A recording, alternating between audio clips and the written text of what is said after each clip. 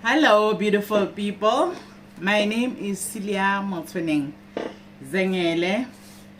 If you're coming across this YouTube channel for the first time, welcome. If you are a return subscriber, welcome again.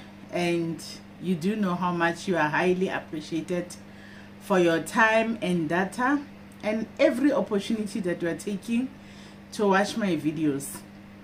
To all the new subscribers, welcome my darlings, and thank you for choosing to subscribe to my channel. I hope I live up to your standards. And in this video, I would like to address what everybody else has been addressing today, which is Inno Morolong. Inno Morolong, she came with receipts of how much this guy that at one stage she called a husband, Tapiwa Munyuka, or is it Tapiwa Munyuki? Yeah, I think it's Tapiwa Munyuki. That guy gives me J Israel vibes.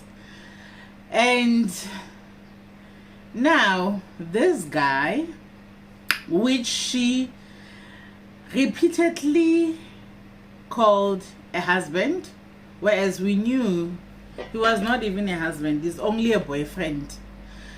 And also she has a tattoo of, let's not forget that, you know, when I watched Owami today, when she reminded us that she made a tattoo. I remember when talking about how stupid it is to make a tattoo of a man just because you are in love with that man.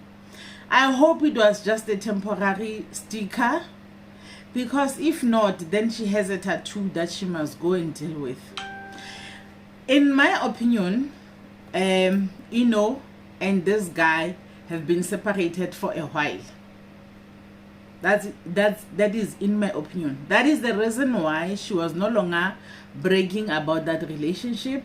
She has been asked about Tapiwa on her lives repeatedly, and she said, no, she chooses not to speak about her relationship anymore. That was a lie. In my opinion, that was a lie. Already they had split, and I suspect the split did not come from her side, but it came from Tapiwa's side. And maybe she was hopeful all this time that Tapiwa will come back to her, and Tapiwa will come to her senses. And remember, Tapiwa is a type of a guy that would make you feel guilty for the things that he did to you. All manipulators, all abusers are like that. At the end of the day, you'll find yourself thinking it was your fault. So it's either between that, or maybe by now she's only realizing that I opened a case on the 21st of September, and now we are getting into November and I haven't heard anything from the IO. It could be that, or it can also be that she was trying all this time to get back at Tapiwa, and maybe Tapiwa has made it clear right now in no uncertain terms that we are not getting back together. Or she also have heard that maybe Tapiwa has moved on. That is why she's getting a courage to come with receipts of the receipts that we wanted that month, that September. We really wanted those receipts, and she was hiding, making lives in darkness, telling us that no, she's not ready to come out. She was making lives in darkness, guys. At one time she was wearing shades just so that we don't see those blue eyes, because we wanted to see them at that time. Because that time we were so much in support. And I think personally I was like somehow obsessed with Inno, because even on that 21st, the post that she posted on Insta Lives, not on Insta lives, on Insta stories. I was like that. I was checking up on her almost every day. That's how I got to see that she was not happy with Tapiwa that day. And the things that she posted, you could tell that there is trouble in paradise. Because on the 21st of September, she had Insta stories. She had one post saying, if he shouts at you but asking for money, something like that. I will post those videos. I hope I still have them. I will post those Insta stories again. And she said, you are dating a pastor girl. And something like girls healing from the things people did not apologize for. Something like that as well. I will also post that one. I could tell that this girl is hurt, and it has got Tapiwa's fingerprints everywhere. So such things, personally, they make me lose confidence in the pastorhood that we have, and particularly these pastors that are coming from other countries. Guys, I'm not saying our pastors are angels. We also have got demons in this country. We've got demons, but it seems like we have bigger demons coming from other countries. Seems like demons have skipped other countries and left angels there and came right here. And it seems like they even graduated, because guys, these pastors that are coming from other countries, people idolize. After idolizing them, they are taking advantage. These people came here with a reason. They did not come here for God. If it was for God, they would have known that in South Africa we've got too many pastors. They wouldn't have came here. They would have stayed in their countries and preached the word of God in their countries. No, they come here because here it's a market. There's a whole huge market of desperate people, naive people, and generous. After all, we are too generous. So these people are here for our generosity, particularly towards pastors. They are here for our naivety. They are here for our gullibility. They are here for our ignorance. They are here for our stupidity, unfortunately. And they are milking it. They are milking it.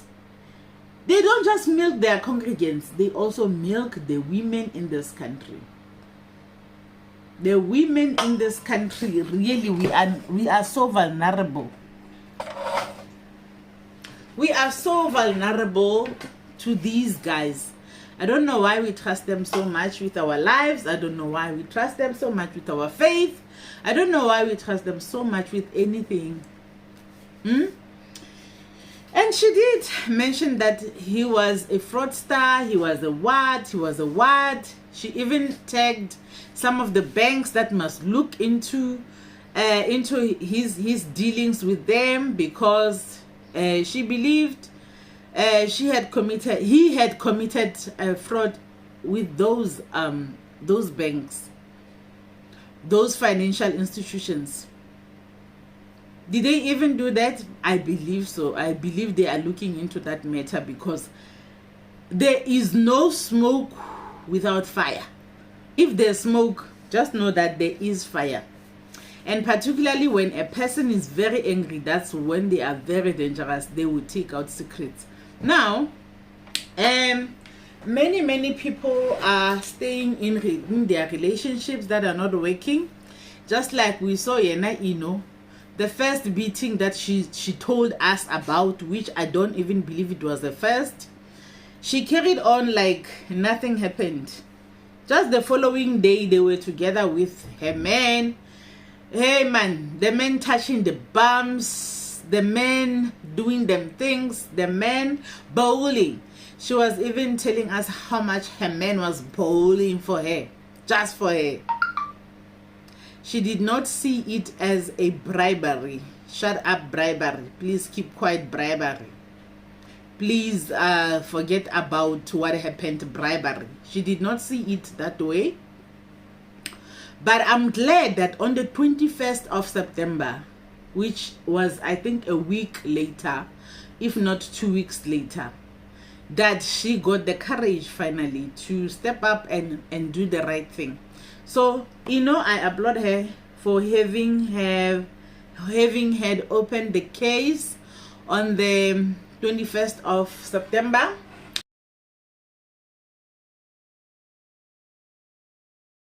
And I wonder who is the IO appointed on her case. That IO has to do justice by as much as is what and what not. She is our child. We love her despite whatever. And when should you ever wake up and go back to Tapiwa, go sharp, we're gonna hit you, we're gonna beat you up. We're not gonna beat you up like physically, but we're gonna give you a tongue lash, a serious tongue lash. We're gonna beat you up, and the beating that you're gonna get from us, you're not gonna forget. I'm telling you, because really we are tired. We are tired of fighting for women, and then these women sabotage us. They sabotage the fight. They sabotage themselves. Because right now somebody may even tell you that you have self-inflicted those. Why did you take this long to report? But I'm glad that you reported closely after. We are the only ones that are finding out now that on the 21st of September you did open a case. We are proud of you. And I will repeat again, I wonder who the family members of Inno speaks highly of her mother, who she says she's a retired nurse. Madam retired nurse, please step up and support your child. Please step up and support that daughter of yours. She may be troublesome, she may be what and what not. She's your daughter. Please love her despite her shortcomings. Despite everything that she has gone through, she has done, please, she needs a mother right now. She has been needing a mother. If you ask me, something happened in Inno's childhood. I don't know what it is, but it's something hurtful, something painful that may have contributed to Inno's behavior. There is something. I feel it in my bones. There is something. I don't know what it is, but there is something that hurts, and it's very deep. It's just very, very deep. So please, I hope Inno's mother is stepping up for her. She needs a mother more than ever before. And I wonder if she does have sisters, brothers, or whoever, cousins. Somebody in J, can they please be there for Inno? As for friends, I don't want to count friends. Friends, we all know what friends are. Friends are temporary, guys. You'll only swear on your friend when she's dead, or when you are dead, or when he's dead. When one of you is dead, only then can you assure that, yeah, I had a friend. For as long as the two of you are still alive, never think that friend is permanent, because things may turn out like this anytime, any minute. So yeah, up to now I feel like I've said what I wanted to say on the Inno matter. Let's hope that Inno goes and take protection order, because opening a case is not enough in her case. If a person can do that, beat you up repeatedly that many times, as she says, if what she says is true and what we see is true,